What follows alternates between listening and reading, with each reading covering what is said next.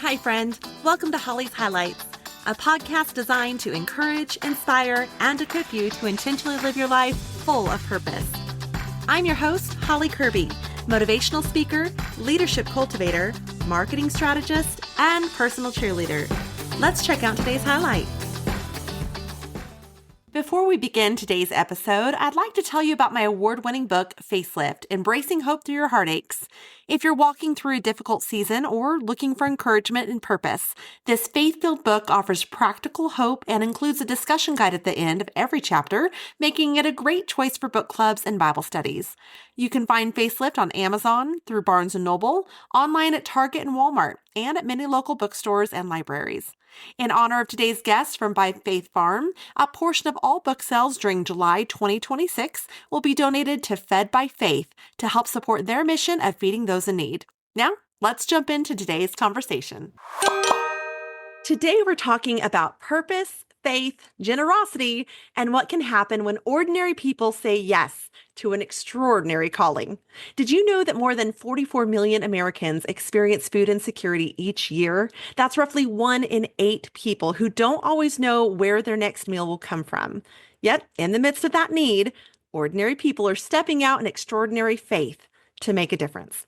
Today's guest is proof that you don't have to be an expert to answer God's call, and I'm so excited to welcome the team behind By Faith Farm. Lori Birckhead is the founder of By Faith Farm, affectionately known as God's Farm, and the co-founder of Fed by Faith, a nonprofit organization dedicated to feeding families and fighting hunger in Tennessee. What's remarkable is that when Lori began this journey in 2011, she had absolutely no gardening experience. But when she felt God calling her to plant seeds of hope in her community, she chose faith over fear. What started as a simple act of obedience has grown into a powerful ministry. Today, By Faith Farm produces between 20,000 and 40,000 pounds of fresh, nutrient-dense food each year and has provided more than 240,000 pounds of produce to families facing food insecurity. I'm excited to learn how God transformed her field into a mission, the miracles she's witnessed along the way, and of course, how food became a bridge to faith, healing, and community. Whether you're feeling called to start something new, wondering if you're qualified for the dream God has placed on your heart, or simply looking for encouragement that one person really can make a difference, this episode is for you. Welcome, Lori. Hi, well, thank you for having me, Holly. This is a privilege to get to be on your show and talk about By Faith Farm. The pleasure is all mine. Now, for listeners who may not be familiar with By Faith Farm, tell us a little bit about who you are and the mission behind what you do. Well, husband Jim and I started By Faith Farm in 2011 after a very insistent and persistent dream. It was a literal dream, one where it was almost like someone had a video camera and they were just spanning this property. And I saw ponds and pastures and trees, and it was all so beautiful. And at the end, there was just a voice, and the voice said, buy land, grow food, and give it away. And as bizarre as that sounded, it actually woke me up because I'd never had a dream like that before that was so in color and seemed so real. And I actually did wake up my husband. I said, I had the strangest dream. And it said, buy land, grow food, and give it away. Jim, being the rational man that he is, rolled over and said, go back to sleep. But it continued to come back. And I can't say that right off the bat, or it wasn't like, yes, Lord, and just ran out and bought a farm. We tested it. It was like, well, maybe we're being told to feed his people. And so we tried donating money to organizations that were feeding organizations. The dream returned. And then we worked with Room in the Inn, which is a beautiful organization. It was a great experience where we made meals and sat down with homeless people. And that was wonderful. But the dream continued to come back until we realized, okay, we can't, but he can. And we just have to take that first step of faith and see where it goes. I love that. Every meaningful mission has a beginning story. And I think a lot of listeners can relate to having an idea, or in your case, a dream that feels bigger than they are. Now, when this vision first came to you and then repeatedly came to you, what made you decide to act instead of just letting it remain just an idea? I tried different things. I tried, sort of interpreting it the way that would be easier for me. It would be easier if we could just donate money. Yeah. But that wasn't what the Lord wanted. And I think that's why I kept receiving that dream back was to say, no, I need you. I'm Yeah. telling you what to do. And so finally, it was more like the Lord convinced me than I really stepped out. I don't know that it was a certain moment because this happened almost over a 3-year period. And I kept being put in front of agriculture where it would never have been in my world at all. So then I realized, okay, we can't do this, but God can do this. So it wasn't like any one particular moment, but it's like the invitation just kept coming. And I didn't know the whole plan, but God hardly ever gives you the whole blueprint. He Hmm. just gives us just enough light for the next step. And then I just decided this we have to just trust and take that step. For And sure. I that's like how you share with us too that it took the 3 years, that it's not something so instantaneous. Sometimes people assume that purpose-driven journeys are going to happen quickly and with complete confidence too, but that's rarely the case. In your case, Mhm. what fears or uncertainties did you have to overcome in those early days of starting to act upon this? Right. Well, mostly it was that we had never farmed before. We had never gardened before. I wasn't even a lady that liked to put out flowers and do a lot of, yard work, gardening, that kind of thing was just not me. And so realizing I was starting at ground zero. And then later, as God continued to grow this mission, I didn't know anything about starting a nonprofit, and I was really kind of fearful of that too. That just sounded like a lot of work and a business. And I'm just now getting this farming thing under my belt. Now, you want me to run a nonprofit. So it was the things that I felt like I didn't have any knowledge of, I didn't have experience. And that's the one thing I would tell people is that God very rarely calls experienced, equipped people. He Right. calls the ones who don't have, that are not equipped, so that, and I believe, so that we do have to totally rely on Him. And that's what we had to do for sure. That's such an important reminder because so many people are waiting until they feel ready, but that's not always the case. And I'm just sitting here in awe of never gardening before and going out and starting to farm. That what an intimidation, but yet how powerful that Yeah. shows you were called to this. Now, what's been Yeah. one of the hardest lessons that you've learned through building and growing the farm? The hardest lesson probably is realizing that I had to let go, that I couldn't, it wasn't going to happen because I controlled the situation. Like I'm going to learn this and then now I'm going to control it and this is the way it's going to work. Yeah. So even though I was letting go and taking that first step, it truly has been one step at a time and not really knowing, what's happening after that. But I think that ministry and mission just don't operate on certainty. We're not going to have that certainty, and that I just had to let go of my grip of wanting to control and figure out. I'm a doer, so I just wanted to get in. Okay, if we're doing this, let's figure out how we do this, and then and like I was gonna like control the situation, and I had to let go of that and go. Okay, I can't control anything that's happening here, really not in farming for sure. Well, it's those challenging seasons that often shape us the most. And it sounds like that learning to let go is what changed you personally in releasing that control. And you've seen both the struggles and the victories firsthand from that for sure. Now, what's something that this experience has taught you about faith that you just couldn't have learned any other way? Well, it's made me more dependent on God and realizing that's where I needed to stay. That's the lane I need to stay in. And in my younger years, I assumed that I need to rely on my abilities. I needed to get the education. I needed to, have the right determination. And I feel like the farm has taught me humility and that there have been so many moments where success was clearly not because of me, a whole lot of times where it was like wonderful things happened, but it wasn't because of me. I tell people a lot of times I think the farm has happened in spite of me more than because of me.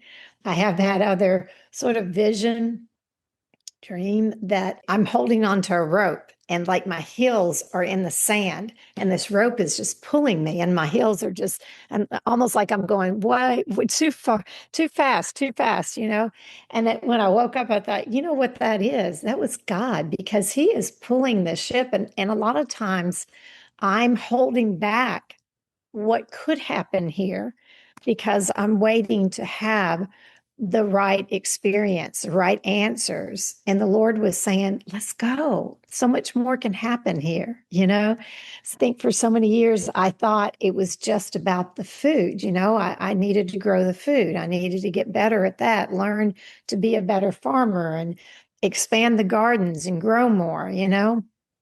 And there have been many lessons along the way where I learned that one, that it wasn't about me, and two, that we're not just planting seeds for food, we're planting seeds of faith.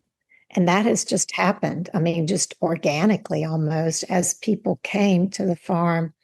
A lot of the conversations revolved around, why this place, why this farm, and then revolved around God's story, and sharing that story. And then the community started growing. More and more people were coming to the farm to volunteer. We got involved in many other organizations like the Army. We have a veterans program.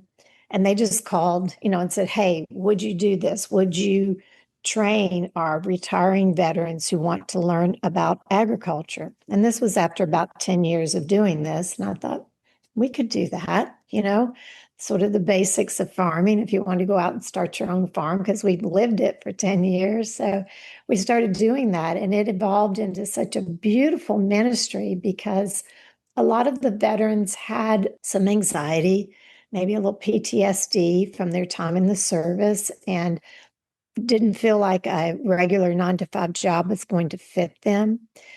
But there is something about having your hands in the dirt that is just so healing. I do believe we learn a lot about the nature of God in nature. And so that evolved into just a beautiful experience and I think a beautiful ministry on the farm. So it was more than the food, although they were helping to grow food for others. And that's another thing when you're really feeling anxious, depressed. If you go out and do something for another person, that helps lift your spirits, emotionally and psychologically. But there is also a biological component when you have your hands in dirt, and especially dirt that's clean, that doesn't have any chemicals and things in it. Your body actually releases serotonin, and that's proven. I had several people that were from Vanderbilt University here that were reminding me of a study that showed that your hands in the dirt well, actually, your body will release serotonin, which is what happens when you're first in love or you have a newborn baby. So it's that feel-good hormone. Being here on the farm is very healing. And so I believe because of that, God has kind of shifted it from being the food is beautiful, and that is a good thing that we will always do here. But it's evolved into also being a mission for community building and purpose and hope and healing. So lots of other good things happen as well.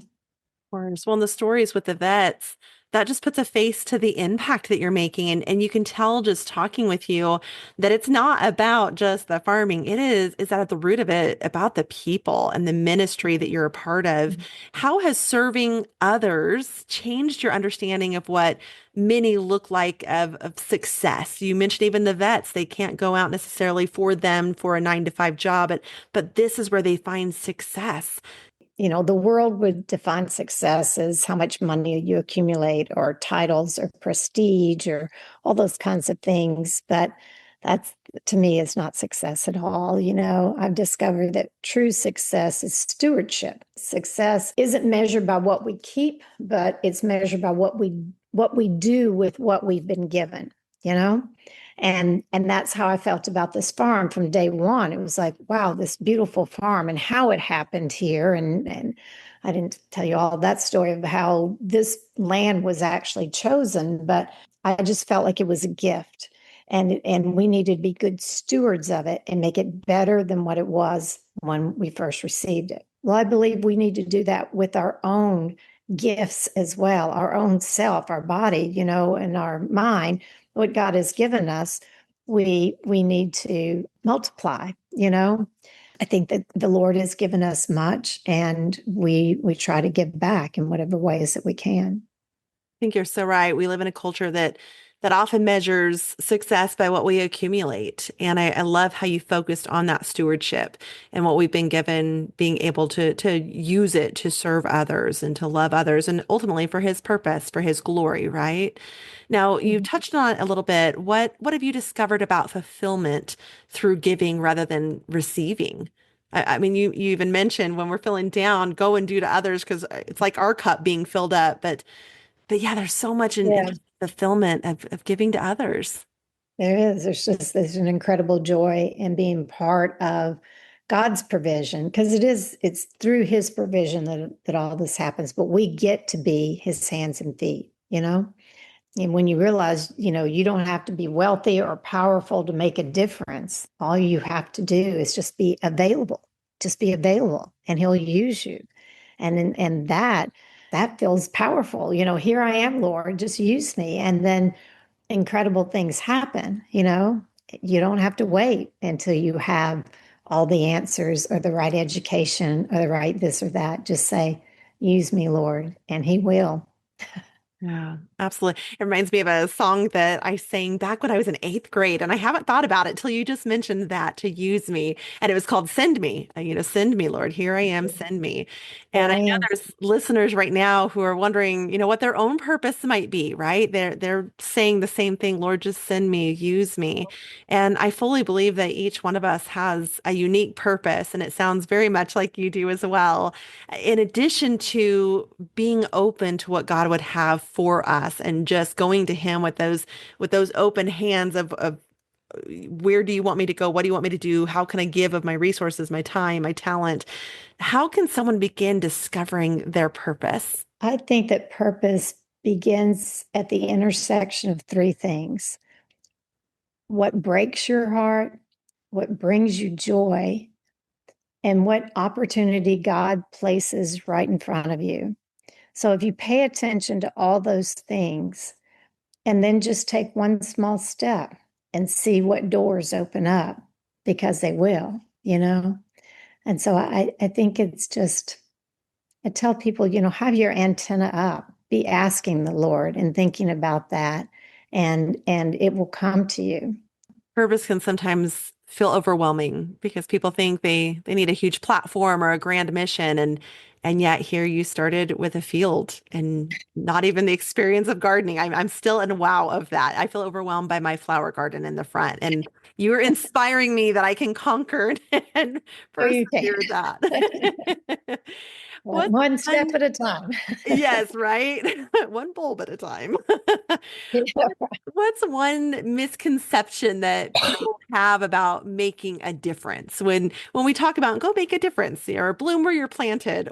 Maybe just thinking that we've got to do something huge to make a difference. And I think people underestimate the impact of those small acts of faithfulness. That it may start with just a simple prompting, like a piece of land, or whatever it is. And you don't have to change the world tomorrow. All you have to do is be faithful today. We all have a mission, right? God has given us something to do. And maybe our whole life is because of this one thing we were going to do, this one person's life that we totally impacted. And when we pass on, we don't even remember that, but that person does. There's a book and then a movie about three people you meet in heaven. The person gets to heaven, and there's these people there that he had made a huge difference. There with maybe there because of him. And you don't even remember that. But it's just taking those steps and doing those little things that to you was a little thing, to someone else was their salvation. So we plant seeds, and that's what we do here at this farm. I love the quote from St. Francis of Assisi that says, preach the gospel at all times, and when absolutely necessary, use words. So I think if we live our life, with kindness and joy and doing everything like we're doing it for the Lord, whatever it is, we're washing dishes or we're weeding in the garden, we're doing it for Him. And people around you see that and they see that joy and they think, I want to be like that. I want to feel that way. Then you might have an impact on others that impacts their life. It's all those little things, really. We don't have to do anything huge. We just have to do His will, whatever that is. Yeah. What's one simple action that you would suggest to listeners today that they could take this week to start living with that more joy or more intentionality? Start with just asking at the beginning of the day, taking just a few minutes to quiet yourself, because I'm the worst now, especially the day is so crazy busy that when I get into the day, I'm just going, but to have that quiet time, prayer time in the morning, we do, my husband and I try to start with that together, but having some time that you can just ask God, what are you inviting me into right now today? Ask Him. And that's all. It will come to you throughout the day. There are days that I just laugh when it does happen. I'm like, oh, that was you. You put that in front of me. Listen and then ask. And the answer may be surprisingly simple. I ask my kids all the time, where did you see God at in your day? Because you Mhm. touched on it. Where's He inviting you to? It is an invitation. Every day He's at work around us, but are we going to respond? And what does that look like? So I like that you mentioned that. Would you mind if we did some rapid fire questions? Are you up for Okay, let's do it. it? So what brings you joy right now? Right now, today, my new granddaughter, Olivia Rose, yeah, she's just her name brings Mhm. joy. That is beautiful. What's a book that's impacted your life? Well, of course, the Bible. There's a book called God Calling, What's a daily habit you never skip? prayer. And really, it's throughout the day because I'm like talking to God all day long, but I try to start with more intentional prayer at the beginning of the day. Yeah, Yeah. pray without ceasing. What's one word that describes this season of life? Harvest, harvest time. What's something you're grateful for today? Grateful for the people that God continues to put in our lives. That's the blessing. That's truly the blessing of this. A lot of days it's truly hard work and there's stuff that happens that breaks that I don't know how to fix or problems that I don't know how to solve. But God brings the people at right time to whatever it is. The next day everything's fine. So that's the joy of it. It's the beautiful people that come to the farm. We've been blessed with beautiful people to share this farm with. And it sounds like they've been blessed to cross paths with you too. Now, as we prepare to wrap up, I want to leave listeners with something they'll be thinking about long after the episode ends. Years Mhm. from now, when the last harvest has been gathered and the work is finished, what do you hope the true legacy of By Faith Farm will be?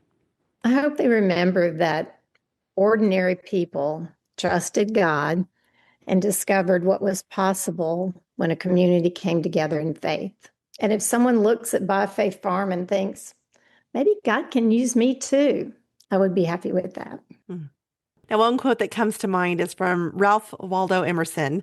The purpose of life is not to be happy. It is to be useful, to be honorable, to be compassionate, to have it make some difference that you have lived and lived well. And I think that's exactly what today's conversation has been about, not just growing food, but growing hope. Not just building a farm, but building a legacy of generosity and faith and service, as I can definitely hear your heart through all of this. For those who want to get more involved or learn more about By Faith Farm, or even come toward the farm or even stay in the apartment, how can they connect with By Faith Farm? Mhm. The easiest is the website, which is it's by Faith Farm, singular, byfaithfarm.com. And on the website, you can connect to all kinds of things from how to volunteer, how to donate, how to come stay at the barn apartment, or come to one of our You Pick Flower Garden events. Every Saturday and Tuesday, we have the flower garden open. People can come and meander through the fields where all the butterflies are and pick their own bouquet. Like this Saturday, we'll have live music and coffee truck with iced coffee, tea, and snacks. And it's just a beautiful time to get together with family. Folks can bring their own picnic and enjoy the grounds here at the farm. We also have a few Highland cattle that people love to have their picture made with. And they can come and feed the cows and just enjoy the day. It sounds like there's more of an experience going on at By Faith Farms than we're really understanding. You truly, as you mentioned earlier, have created a community, something so special for people to be able to come and take part in. Now, we have a signature question here on Holly's Highlights, and that is if you could go back and encourage, inspire, or equip yourself as a child, what would you tell your young self? To not be so fearful. Yeah, I was terribly fearful as a kid, very, very shy, and probably missed out on a lot of things that I might have done otherwise. But I think I had to just grow, and the Lord had to kick me a few times to go, okay, I'm here, I'm in charge, not you. and you realize that through Christ you can do anything. All my strength comes from Him. Once I let go and let God, I don't have to worry about me. I don't have to have that fear of, will I be enough? Will I be smart enough, strong enough, whatever? It's like I let go and let God. I'm just here doing what He asked me to do. Takes a lot of pressure off. What an inspiration of faith you are, Lori, and of obedience and the incredible harvest that can come from planting just one seed. I'm still just in awe of all that you have accomplished, but even more, all that God has accomplished in and through you. Thank you so much for being with us today. Well, thank you. Thank you. And it is all God. So that's it. God be the glory. That's If right. today's conversation has taught us anything, it's that the harvest we hope for tomorrow is shaped by the seed we plant today. Every meaningful life, every thriving business, every lasting legacy begins the same way, with a seed, a step of faith, and the willingness to keep showing up long before the results are visible. Faith isn't just believing in the harvest, it's planting the seed anyway. Whether you're listening from your car, your office, your kitchen, or even on a walk, I hope this conversation challenged you to ask yourself a question. What is one step I can take today to live with greater purpose and make a difference where I am? As my mom would call this, blooming where we're planted. Or in other words, what seeds are we planting that will one day grow into something bigger than us? My friends, keep planting with purpose, keep living with intention, keep trusting the process, and keep becoming the person that you were created to be. Because one day, the harvest will reveal what today's faithfulness has been growing all along. Until next time, my friends. Thank you for joining me on this journey of life. I hope that today's highlight has been encouraging, inspiring, and equipping so you can go out and live your life full of purpose. I'd be honored if you'd take a moment to leave a review, or better yet, subscribe. We can also stay in touch by joining my email list at hollykirby.com. That's HOLLYCURBY.com. Until next time, make it a great day for a great day.